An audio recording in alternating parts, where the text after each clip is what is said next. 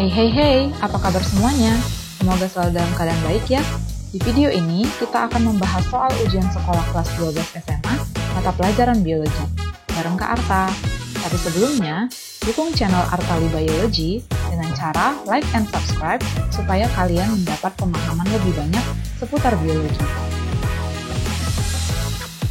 Hula hoop dimainin Doraemon. Soal nomor 6, yuk come on!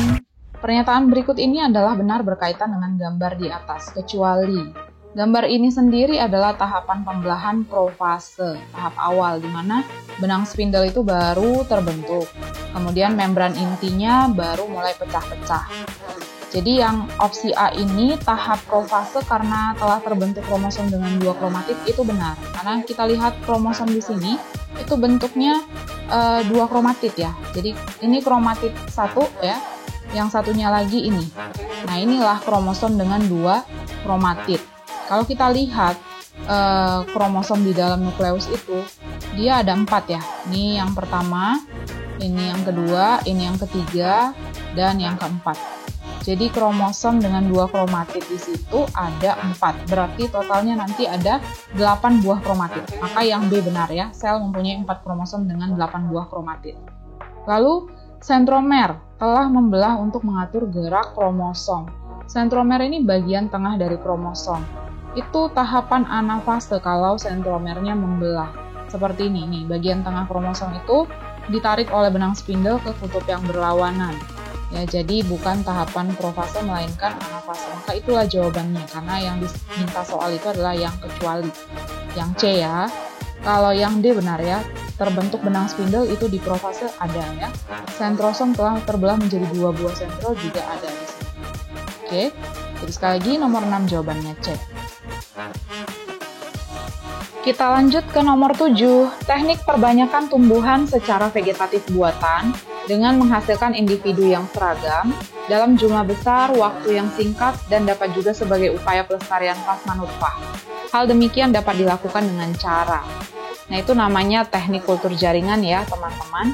Jadi nanti teknik ini dilakukan secara steril di laboratorium dengan cara mengambil bagian sel atau jaringan suatu tanaman. Tidak melibatkan 2 tanaman ya. Jadi di sini secara vegetatif karena hanya melibatkan 1 indukan tanaman. Lalu nanti jaringan itu ditumbuhkan di dalam cawan Petri, tumbuh menjadi kalus, lalu menjadi plantlet atau yang sudah punya akar batang daun, kemudian nanti dipindahkan ke medium tanah, tumbuhlah menjadi tumbuhan dewasa yang seragam dalam jumlah banyak dan waktunya singkat. Maka jawaban soal kita yang nomor 7 ini adalah kultur jaringan. Nomor 8, dilihat dari ciri hewan berikut, nama filum, kelas, dan spesiesnya adalah.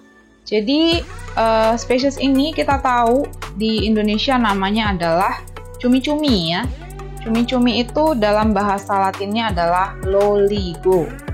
Oke, jadi jawabannya ini pasti loligo ya. Kakinya di kepala. Jadi ini tentakel ini disebut alat geraknya dia atau kakinya dia.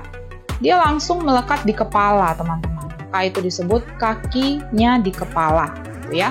Atau dia itu masuk ke kelas Cephalopoda. Poda itu kaki, cepalo itu kepala. Dan dia masuk ke dalam filum moluska karena hewan yang lunak tubuhnya. Lalu spesiesnya loligo. Oke, jadi jawabannya A. Kenapa bukan gastropoda? Gastropoda itu kakinya di perut. Biasanya yang seperti ini adalah siput atau bekicot. Sepia sendiri adalah sotong ya, bukan cumi-cumi. Nanti kita lihat apa bedanya. Kemudian yang lainnya, ada oktopus itu gurita, masih moluska cephalopoda juga, tapi nanti kita lihat apa bedanya. Sepia, oktopus, dan loligo.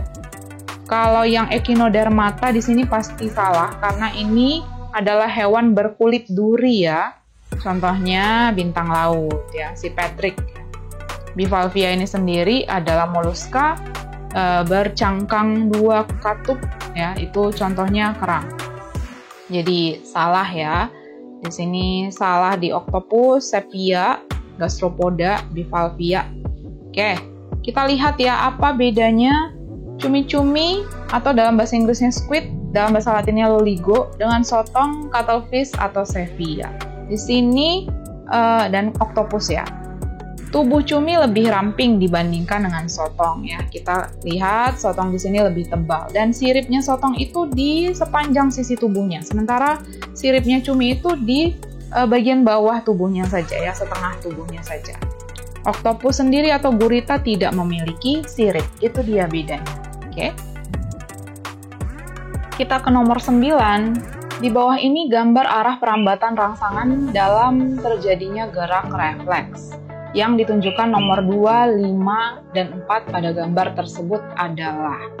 Jadi ini tuh seperti organ otot ya, dimana nanti di dalamnya ada saraf. Nah, jadi otot ini bisa menerima rangsangan, berarti bagian yang bisa menerima rangsangan itu kita sebut dengan reseptor. Lalu rangsangan dari reseptor dibawa oleh serabut saraf nomor 2, namanya adalah neuron sensoris. Kemudian, neuron sensoris ini akan terhubung dengan bagian yang bernomor 4 atau neuron motoris, neuron penggerak, yang dihubungkan oleh nomor 5. Nomor 5 itu sendiri adalah suatu proses nanti terjadi di sana yang disebut dengan sinapsis. Kemudian, rangsangan dari sinapsis ke neuron motoris dibawa ke nomor 3, yaitu otot itu sendiri sebagai efektor atau yang akan bergerak untuk merespon rangsangan yang diterima oleh reseptor tadi. Maka jawabannya adalah yang C. 2, 4, 5 adalah neuron sensoris, sinapsis, dan neuron motoris. Soal nomor 10. Jika terjadi persilangan antara dua tanaman kacang ercis, akan dihasilkan keturunan sebagai berikut. 79 kacang ercis biji hitam. 40 kacang ercis berkulit biji kuning, 39-nya berkulit biji putih. Hitam itu epistasis atau menutupi kuning. Maka hitam itu akan lebih dominan lah istilahnya daripada kuning. Dan hitam dan kuning lebih dominan daripada alelnya yang putih, H kecil dan K kecil. Lalu kemudian diketahui ada filial yang berjumlah 79, 40, 39. Itu kita bisa bulatkan saja ya. 79 itu menjadi 80, kemudian 40 sudah bulat, dan 39 kita bulatkan menjadi 40. Nah, tadi yang 80 itu hitam, yang 40 itu kuning, yang 39 kita bulatkan 40 itu putih. Kalau kita sederhanakan, ini bisa menjadi 2, 1, 1 ya, sama-sama dibagi 40. 2 hitam, 1 kuning, dan 1 putih. Nah, kita mau cari filial yang 211 ini, itu berasal dari parental opsi yang mana gitu. Jadi kalau kita lihat yang opsi A dulu ya, kita coba satu-satu. Ada cara cepatnya mengerjakan ini ya. Jadi kalau H besar, kemudian K besar, K kecil disilangkan dengan H kecil, K besar, K kecil. Kita silangkan aja bagian depannya teman-teman. Maka nanti didapat filialnya itu pasti semuanya ya, H besar dengan H kecil menghasilkan H besar H kecil, individu heterozigot. Nah, sementara kalau K besar K kecil dengan K besar K kecil itu pasti menghasilkan 1 K besar, 2 K besar K kecil, lalu 1 K kecil.